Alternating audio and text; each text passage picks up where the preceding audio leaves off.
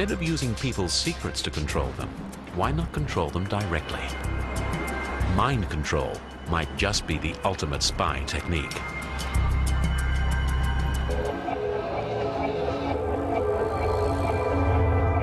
Will it ever be possible to read the thoughts and feelings of another human being? Maybe even put ideas into their head to have them do our bidding? Science is finding a way. In a strictly therapeutic context, Dr. Mark George uses magnetic stimulation to treat depression.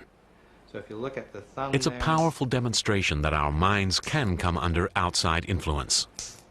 It looks very promising now that we can use this by stimulating over the prefrontal cortex to influence mood both in pathologic states like depression or even in healthy controls. We can subtly cause people to be happier or sadder. The technology was first used to explore how the brain controlled movement. But more and more, doctors are using magnetic brain stimulation to help lift the spirits of depressive patients. But could it be used to plant specific ideas into a person's head? What we're doing is we are either heightening or diminishing regional activity in our brains, and our brains obviously have mechanisms to regulate moods, just as we regulate our heart rate, our other things. And what we're beginning to do is to be able to use this to understand those regulatory systems and kind of push them one way or another. But what about the possibility of reading people's thoughts? Using brain imaging tools, doctors can observe the brain activity associated with specific thoughts or behaviors. It would be possible to not only read the emotional states, but perhaps to induce the emotional states by turning on or off certain regions and then also taking a picture. So although we don't have the ability right now to take a map of the brain and say whether someone's happy or sad or angry, that's not far away, I don't think.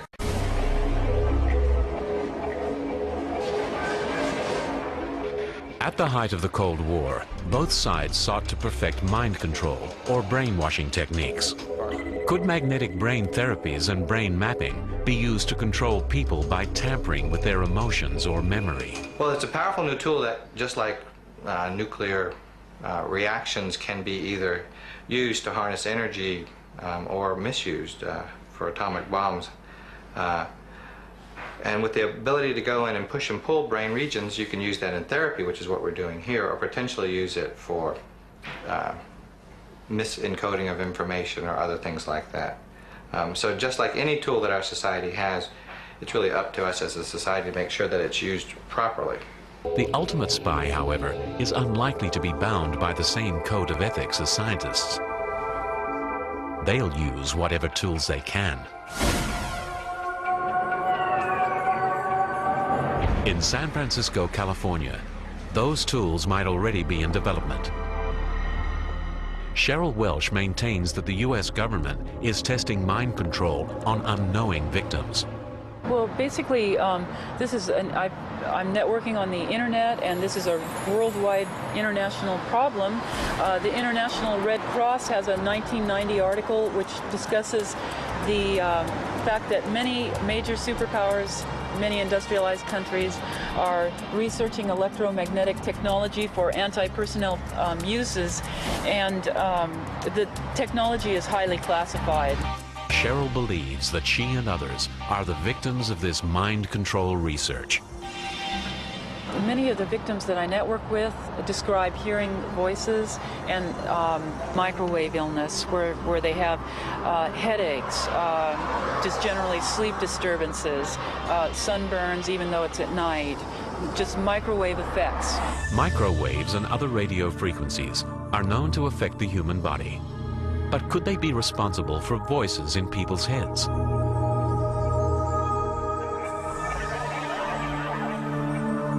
In Chicago, Illinois, a world authority on microwave hearing shows how it could work. I'm hearing a microwave pulse like a click. Now it sounds like a chirp with a tonal quality to it.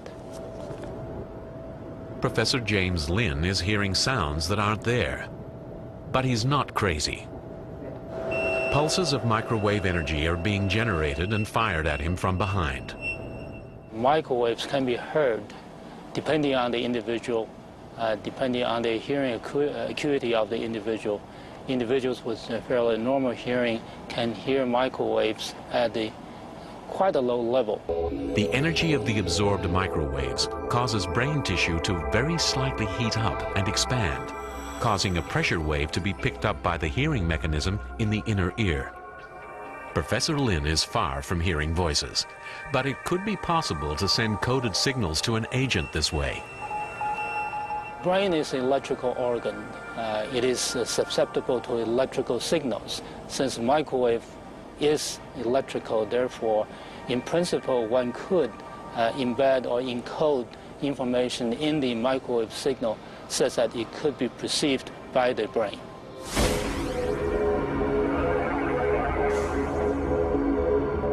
It may be some time before we can control someone's thoughts, but we could influence them, perhaps even send secret instructions at a distance. Instead of breaking into a secure installation, the ultimate spy could control someone on the inside and have their dirty work done for them. But why stop with individuals? If the ultimate goal of the ultimate spy is ultimate power, could whole populations be controlled? The answer is frightening. Before and during World War II, leaders manipulated the public opinion with a potent new info weapon: propaganda. By controlling what people believed, ministries of information on both sides convinced millions to fight for their country and to die for it.